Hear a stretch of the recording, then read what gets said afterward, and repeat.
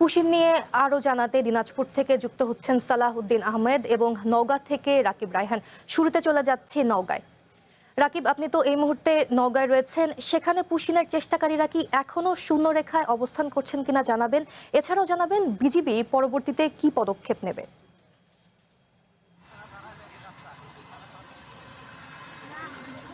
মুহূর্তে দাঁড়িয়ে রয়েছি নওগাঁ সাপাহারের যে যে সীমান্তে যে সকালে যে ৯ জনকে পুশিনের চেষ্টা করা হয়েছে।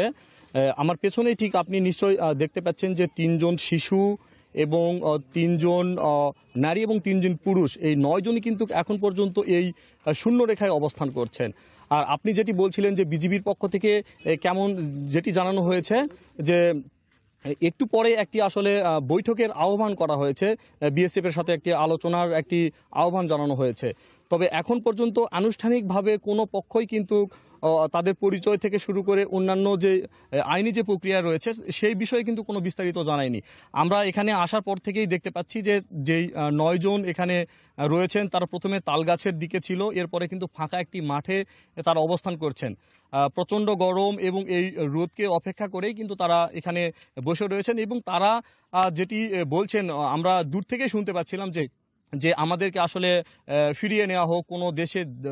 আইনি প্রক্রিয়া শেষেই কিন্তু তাদের বাংলাদেশি, তারা বারবার বলছিলেন যে আমরা বাংলাদেশি কি যদি হয় তাহলে আমাদেরকে নেওয়া হোক, এ ধরনের কিন্তু তারা আকুতি জানাচ্ছিলেন।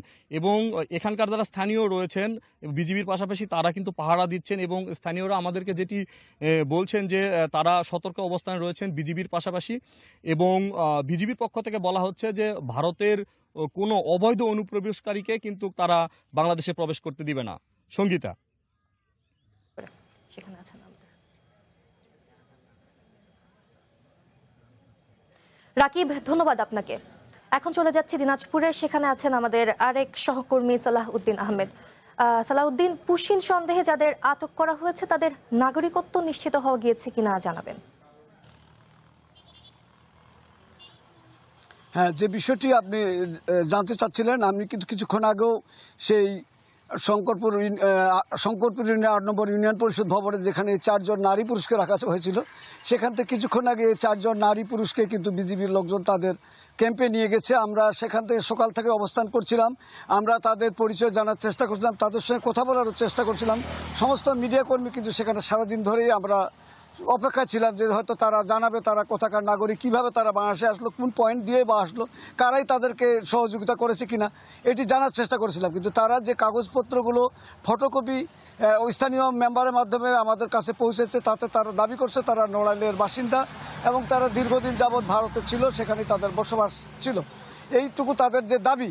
আমি এ ব্যাপারে বিজিবির ৩২ ব্যাটালিয়নের অধিনায়ক লেফটেন্যান্ট কর্নেল আরিফুজ্জামানের সঙ্গে কথা বলেছিলাম। তারা বলেছে যে হ্যাঁ, ৪ জন বাংলাদেশি সীমানা এলাকায় সীমান্ত থেকে ৪.৫ কিলোমিটার দূরে ৪ জন বাংলাভাষীকে পাওয়া গেছে।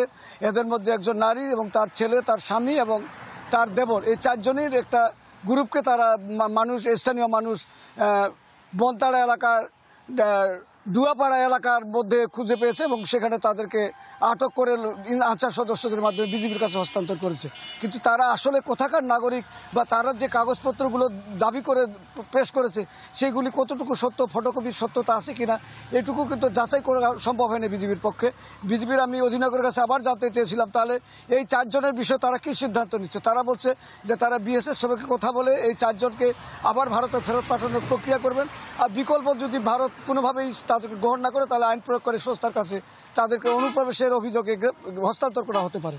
তো এই ৪ জন যতক্ষণ পর্যন্ত ইউনিয়ন পরিষদের কার্যালয় ছিল তাদের একেবারে একটা গোপন কক্ষের মধ্যে তালাবদ্ধ করে রাখা হয়েছিল, কোনো মানুষের সঙ্গে তাদের মিশতে দেওয়া হচ্ছিল না। তবে তাদের সকালের নাস্তা, দুপুরের খাবার সমস্ত কিছু কিন্তু যথাযথভাবে সরবরাহ হচ্ছে, অর্থাৎ তারা খাদ্য কষ্টে ভুগে নেয় বা চরম রোদের যে তাপে খোলা মাঠে পড়ে থাকার সেই পরিবেশ পায়নি।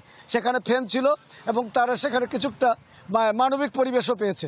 এখন তাদেরকে নিয়ে যাওয়ার পরে কোথায় কী অবস্থায় রাখা হয়েছে বা কী তাদের পরিণতি ভাগ্যে কী ঘটবে সেটি কিন্তু আমরা যেমন নিশ্চিত হতে পারিনি বা আমাদেরকে নিশ্চিত করা হয়নি, তেমনি এই ৪ জন কিন্তু তারা নিশ্চিত না তাদের শেষ পরিণতি কোথায় দাঁড়াবে। এইটুকু ছিল আমার কাছে এই ৪ জনের পরিস্থিতি নিয়ে সর্বশেষ।